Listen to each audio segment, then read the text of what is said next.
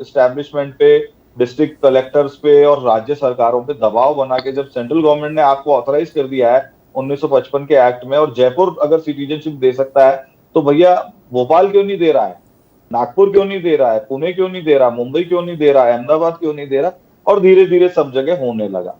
So this is a small journey and my experience and my thoughts towards this. Thank you.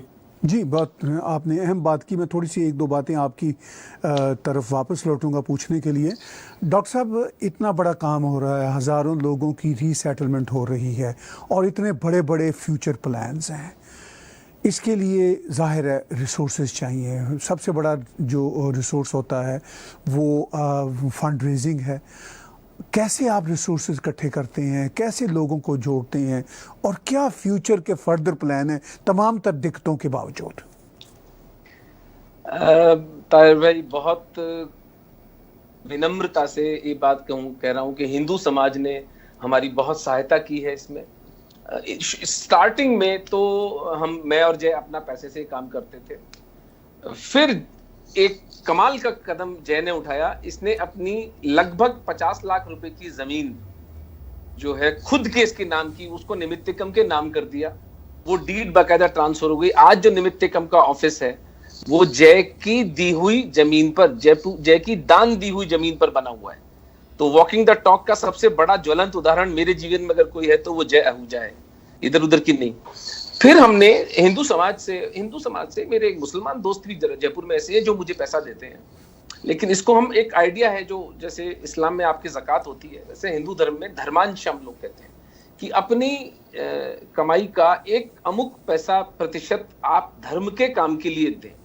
और यदि पाकिस्तानी हिंदू बच्चियों की चीखें आपको सुनाई देती हैं, यदि इन बेचारे भुलाए हुए सताए हुए लोगों का रुदन, इनका रोना आपके कानों तक पहुंचता है, तो 100, 200, 500 रुपए महीने के निमित्तिकम की वेबसाइट पे जाकर के हमें दान दे दीजिए।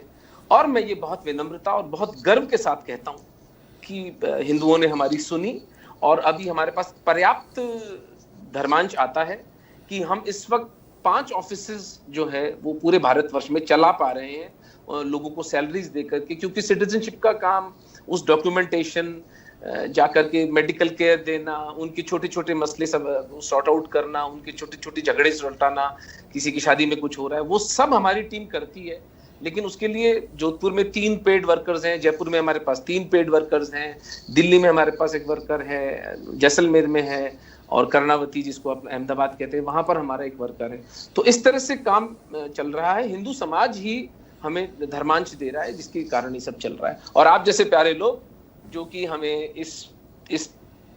इस बहुत तकलीफ दे विषय कि लोग 21वीं शताब्दी में अपने घर छोड़कर, अपनी संपत्ति छोड़कर, अपनी जड़ें, अपनी रूट्स छोड़कर, अपना देश छोड़कर एक नई जगह आते हैं जहाँ ना उनकी भाषा मिलती है, ना उनका खान पान मिलता है, ना उनका कल्चरली कोई लेना देना है, और बस इसलिए कि वो हिंदू रहना चाहते हैं इसलिए वो यहाँ आ जाते हैं। और आप जितने प्यारे लोग इस बात को दुनिया तक पहुंचाने में हमारी सहायता कर रहे हैं, बस यही है हमारी कहानी।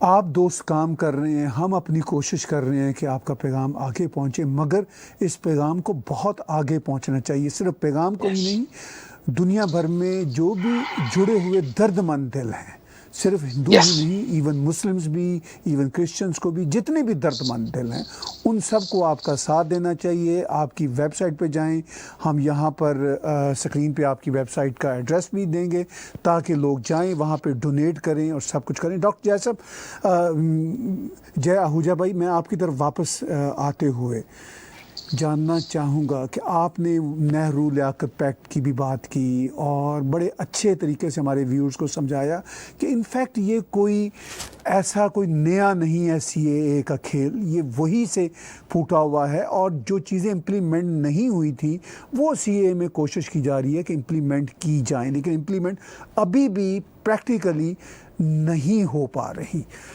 अब हम ये भी देखते हैं कि शोर दुनिया में ये है कि इसमें मुस्लिम नाम क्यों नहीं रखा गया। भाई वो जो मेजॉरिटी मुस्लिम कंट्री से आ रहे हैं वो तो प्रोसिक्यूटेड नहीं है वहाँ पे, सीधी सी बात है। लेकिन इशू फिर यानी वो जिसको हम कहते हैं ना कज रवि एक वर्ड है कि यानी हमने हर तरीके से कोई ना कोई उसमें जिसे कहते हैं ना डेवल्स एडवोकेसी ज़रूर करनी है कि फिर ये कह दिया जी कि भूटान से नहीं आ रहे, नेपाल से हिंदू भी नहीं ला रहे। भाई बात ये है कि वो असल में वो पुराना पैक्ट जो है नेहरू लियाकत पैक्ट जो इसके कॉन्टेक्स्ट में था वो वहीं से बात आगे चल रही है।